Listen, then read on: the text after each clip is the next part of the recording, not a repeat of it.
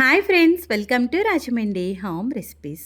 ఈరోజు మన ఛానల్లో టమోటో నిలవ పచ్చడిని ఎలా తయారు చేసుకోవాలో చూపిస్తున్నా. ఈ పచ్చడికి టమోటో ముక్కల్ని ఎండబెట్టి నిలవ చేస్తాం కాబట్టి 4 సంవత్సరాలైనా పచ్చడి పాడయ్యే ఛాన్సే లేదు. అదే మీరు టమోటో ముక్కల్ని ఉడకబెట్టి నిలవ చేసిన పచ్చడి అయితే 6 నెలలు మాత్రమే నిల్వ ఉంటుంది, అది కూడా ఫ్రిడ్జ్లో పెట్టుకుంటేనే. టమోటోలను ఎండబెట్టి నిల్వ చేసిన పచ్చడి అయితే 2 సంవత్సరాల దాకా చాలా ఫ్రెష్గా ఉంటుంది. ఆ తర్వాత పచ్చడి కలర్ అయితే మారుతుందేమో కానీ పచ్చడి పాడయ్యే ఛాన్సే లేదు. నేను ఇక్కడ 4 కేజీల దాకా టమోటో నిలవ పచ్చడిని ఎలా తయారు చేసుకోవాలో చూపిస్తున్నా.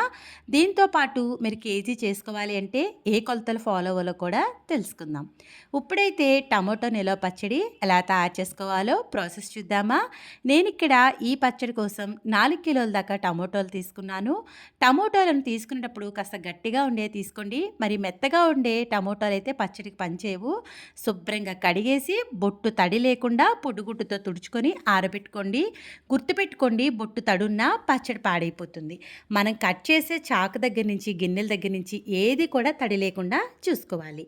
ముచ్చుకని కట్ చేసి నేను ఇక్కడ టమోటోని 4 ముక్కలుగా కట్ చేస్తున్నాను. మీరు కావాలి అంటే 6 ముక్కలుగా కూడా కట్ చేసుకోవచ్చు. ఇలా ప్రతి టమోటోపై ఉన్న ముచ్చుకని కట్ చేసేసి టమోటోని 4 ముక్కలుగా కట్ చేసుకోండి.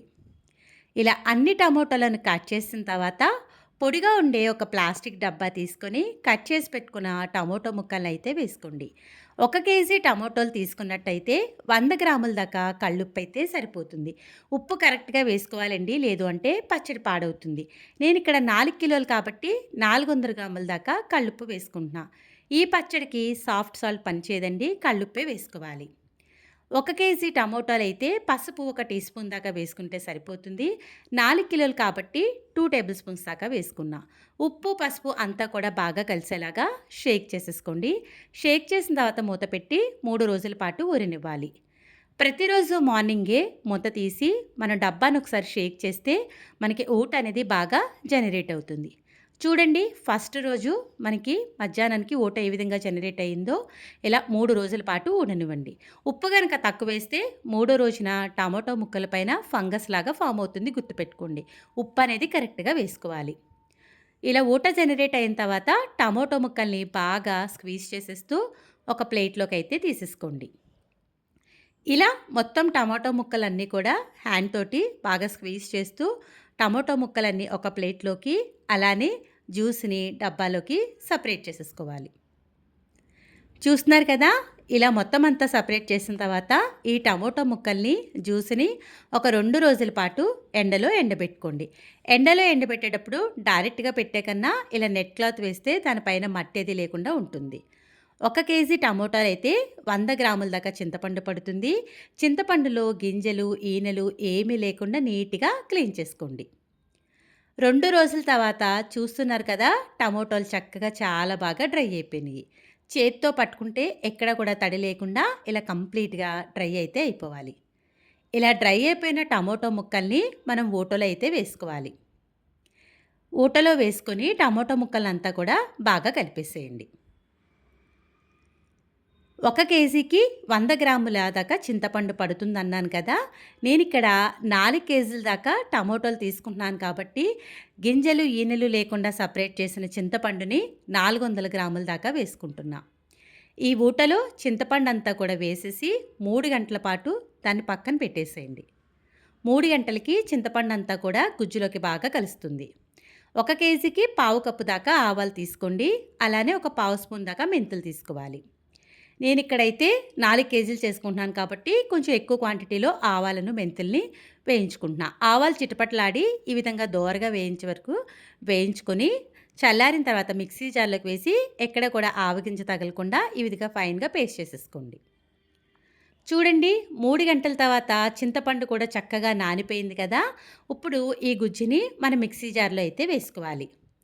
వెనకటి కాలంలో అయితే ఎన్ని కేజీల టమోటో నిలవ పచ్చడి అయినా కూడా రోట్లో వేసి చేసేవారు.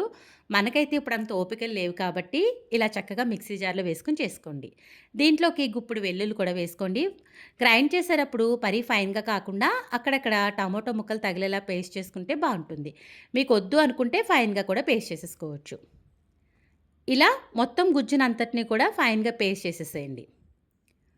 1 కేజీకి అయితే పావు కప్పు దాకా పిండి అనేది పడుతుంది. నేనైతే ఇక్కడ 4 కిలోల దాకా చేశాను కాబట్టి ఈ కప్ తోటి 2 కప్పులు కొంచెం ఎల్తిగా వేసుకుంటున్నా. అదే కప్‌తో 1 కప్పు దాకా 1 కేజీకి అయితే పచ్చికారం 100 గ్రాములు సరిపోతుంది. 4 కేజీలు కాబట్టి 400 గ్రాముల దాకా వేసుకుంటున్నా. గుర్తుపెట్టుకోండి, టమోటో నిలవ పచ్చడికి 1 కేజీ టమోటోలు తీసుకుంటే 100 గ్రాముల దాకా ఉప్పు, 100 గ్రాముల దాకా కారం, 100 గ్రాముల దాకా చింతపండు, ఇలా 3 సమానంగా తీసుకుంటేనే పచ్చడి అనేది బావుంటుంది. ఈ గుజ్జులోకి కారం అంతా కూడా బాగా కలిసేలాగా కలిపేసుకోండి. ఇలా ఒక 10 నిమిషాల పాటు పైకి కిందికి కలుపుతూ ఉంటే మనం వేసిన ఆవపిండి, కారం అంతా కూడా టమాటో గుజ్జులోకి బాగా కలుస్తుంది. ఇలా ఈవెన్‌గా బాగా కలిపేసుకోండి. చూస్తున్నారు కదా, ఇది కలిపే కొద్దీ పచ్చడి కలర్ కూడా బాగా చేంజ్ అవుతుంది. ఇలా రెడీ చేసి పెట్టుకున్న టమాటో గుజ్జుని మీరు 4 సంవత్సరాల దాకా నిల్వ చేసుకోవచ్చు. ఎప్పుడు కావాలి అంటే అప్పుడు కొద్ది కొద్దిగా తీసుకొని పచ్చడిని ఫ్రెష్‌గా తాలింపు పెట్టుకోండి. ఉప్పు, కారాన్ని ఒకసారి చెక్ చేసుకొని ఏమైనా తక్కువైతే అడ్జస్ట్ చేసుకోండి. నేనైతే ఇక్కడ మొత్తం పచ్చడికి ఒకేసారి తాలింపు పెడుతున్నా. 1 కేజీ పచ్చడికి 180 గ్రాముల దాకా నువ్వుల నూనె కానీ, పల్లి నూనె కానీ వేసుకోవాలి. నేను ఇక్కడ 4 కేజీలు పచ్చడి చేస్తున్నాను కాబట్టి 750 ml దాకా నువ్వులను తీసుకొని హీట్ అయిన తర్వాత 3 స్పూన్ల దాకా మినపప్పు వేస్తున్నా. 3 స్పూన్ల దాకా ఆవాలు కూడా వేసుకోండి. ఫ్లేమ్‌ని లో టు మీడియం ఫ్లేమ్‌లో పెట్టుకోండి. ఆవాలు మనకి కాస్త చిటపటలాడిన తర్వాత గుప్పుడు వెల్లుల్లి రెబ్బలు కూడా వేస్తే తినేటప్పుడు వెల్లుల్లి ఫ్లేవర్ తగులుతూ చాలా బాగుంటుంది. పావు స్పూన్ దాకా మెంతులు వేసి లో టు మీడియం ఫ్లేమ్లో పెట్టుకుని పోపుని మాడకుండా ఫ్రై చేసుకోండి. పోపు ఇలా కాస్త వేగిన తర్వాత ఒక 6 ఎండుమిర్చిని కూడా వేసుకొని ఫ్రై చేయండి. ఎండుమిర్చి కాస్త ఫ్రై అయిన తర్వాత క్లీన్ చేసి పెట్టుకున్న కరివేపాకు కూడా వేసుకొని లో టు మీడియం ఫ్లేమ్లో ఫ్రై చేసుకోవాలి. పోపు ఇలా కాస్త వేగిన తర్వాత స్టవ్ ఆఫ్ చేసేసి పోపుని పూర్తిగా చల్లారనివ్వండి.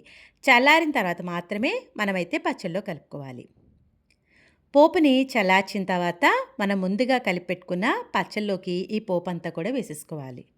మీరు ఎప్పుడు కావాలి అంటే అప్పుడు కొద్ది కొద్దిగా పచ్చడి తీసుకొని ఫ్రెష్‌గా తాలింపు పెట్టుకోవచ్చు. నేనైతే ఈ పచ్చడిని అందరికీ షేర్ చేస్తాను కాబట్టి ఒకేసారి మొత్తం అయితే తాలింపు పెట్టేస్తున్నా. ఈ పోపంతా కూడా పచ్చడిలోకి బాగా కలిసేలాగా పైకి కిందికి బాగా కలిపేసేయండి.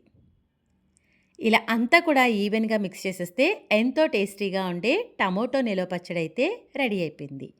ఈ పచ్చడి రైస్ అయినా, ఇడ్లీ అయినా, దోస అయినా దేంట్లోకైనా చాలా బావుంటుంది. ప్రతి ఒక్కరి ఇంట్లోనే ఉండాల్సిన పచ్చడనే చెప్తాను. ఇలా తయారు చేసి పెట్టుకున్న పచ్చడిని ఏదైనా ప్లాస్టిక్ డబ్బాలో గానీ, గాజు సీసాలో గానీ స్టోర్ చేసుకుంటే 4 సంవత్సరాలైనా పాడయ్యే ఛాన్సే లేదు. 2 సంవత్సరాల దాకా చాలా ఫ్రెష్‌గా ఉంటుంది. ఆ తర్వాత పచ్చడి పైన ఏమైనా కలర్ అయితే మారుతుందేమో గానీ, పచ్చడి పాడయ్యే ఛాన్సే లేదండి. 4 సంవత్సరాల దాకా చక్కగా నిల్వ ఉంటుంది. ఇంకెందుకు ఆలస్యం, నేను చెప్పిన ఈ కొలతలు, ఈ టిప్స్ ఫాలో అవుతూ మీరు కూడా టమోటో నిలవ పచ్చడిని ట్రై చేసిన తర్వాత ఎలా వచ్చిందనేది మీ అమూల్యమైన ఫీడ్‌బ్యాక్‌ని నా కామెంట్ సెక్షన్‌లో తెలియజేయండి. Thanks for watching my video. Please like, comment, share, subscribe my channel.